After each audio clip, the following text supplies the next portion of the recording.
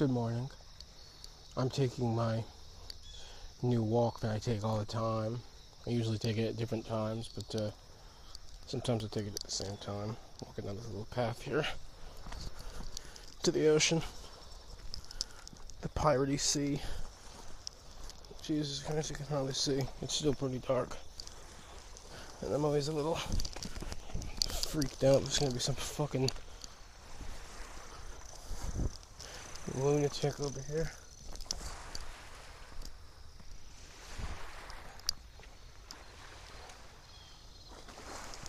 What do you think? I really like this spot. This is the first time today. Usually this water is much further out, or at least it has been the past few days I've come here. Now it's really close. You see? It's very close. Usually I sit right over here. Wow, I can't believe how close it is. Maybe this is because of that hurricane. I don't think I've ever seen it this close, to be totally honest with you.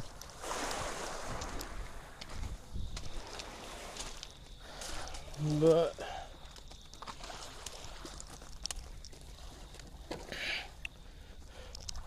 yeah, so I've just been enjoying this walk recently.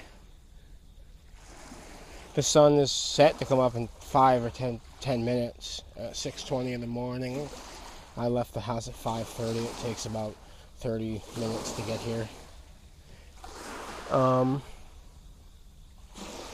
Yeah, I don't know. This is really the only spot in the city that I can kind of come and just enjoy nature, so I like to do it. It kind of reminds me of a Dylan song.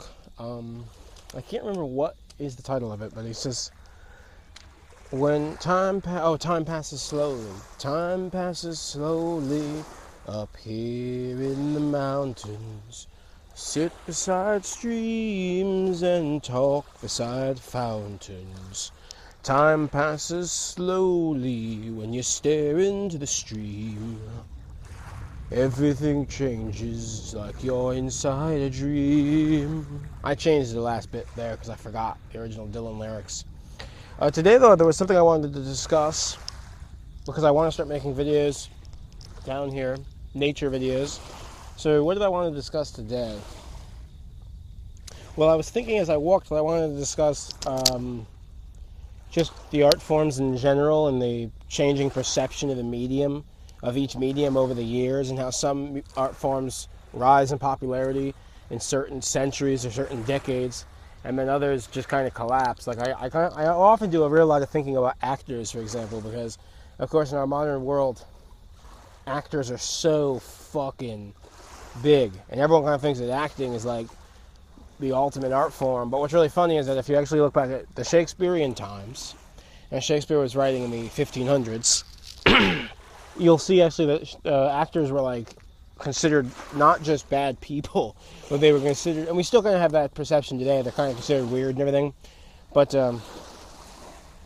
they were actually considered just shitty artists by all the artists. You get what I'm saying? So musicians felt they were above them, and painters, of course, and sculptors, and those were the real big artists of the time, which I find fascinating in the 1500s. Is that like, so you think, you look back and you say, well, Michelangelo and Leonardo da Vinci, you know, wow, they were the biggest artists and they were painters. But actually, what's really interesting is even when you look into that little sphere, it turns out that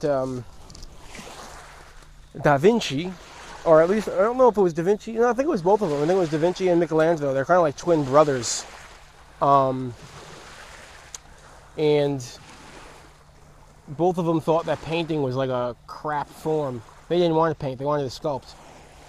And of course, Da Vinci was what I find so fascinating. I loved studying Da Vinci, and I wish I had made a fucking video, a proper video when I was there. I actually saw where Da Vinci was born. I saw his hometown.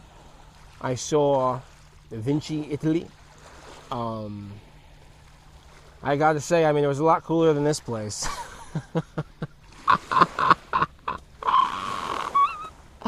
But, no, I mean, this place is really beautiful, but Vinci was really crazy, and I did see that place. And I went there specifically because I'd been talking about Da Vinci, and then the camera cut me off. What this is why I can't ever film videos. You don't understand how badly I want to, but it's so hard. So then I'm kind of like, fuck this, I'm just going to write. But I guess nobody can read now. That could be another big conversation. Nobody can read anymore. Or different people read. No, but I like talking, but it literally, you don't know how confusing it is. And the stupid cell phone battery is always dying and blah, blah, blah. And it just gets me off my conversation. But anyway, so I went to Vinci, and the reason I went there was kind of like a pilgrimage, because I think that everyone in the modern world really needs to sort of be like a Renaissance person. I think that taking an interest in many different things is something that we've kind of lost in the modern world, and I think that's a big problem. I think that in advanced civilization, and I think that when we look at the Renaissance period, we did kind of see this little window of time where things got particularly advanced, and I don't think they're that advanced anymore. In some certain sense, like I think it's not to say that we're not as advanced as, obviously, in many respects, we're light years beyond the Renaissance, but in other respects, we've kind of fallen into almost another dark age period in certain pockets of our society. I just think certain people today are just something's real sad about a lot of what's going on today, and I think that we could be helped along by looking at the Da Vinci model of just, it's okay to have a wide range of interests, and that you shouldn't just think that you're supposed to just glue yourself to one thing and one thing only. I mean, I think that every artist, for example, has always been an artist who could, if he so wanted, dabble in the numerous art forms, but we just kind of force them in the modern day to just go to one. I mean, almost every artist you look at kind of does a lot of things. Even someone like Bruce Willis isn't just an actor, he's actually also a musician. And you would kind of never think that. But that you see that with a lot of actors. They double as musicians, they're actors, they're musicians, sometimes they're also writers. Artists are always like that, and when it comes to Da Vinci, he's particularly interesting because he wasn't just an artist, he wasn't just a painter, he wasn't just a sculptor, he also was a writer in some respects. He was also a fucking scientist, an astronomer, an inventor. I mean, the things that he invented was just crazy. And I think a lot about inventing stuff, but the issue is today that we don't really have the resources to invent a lot of things anymore.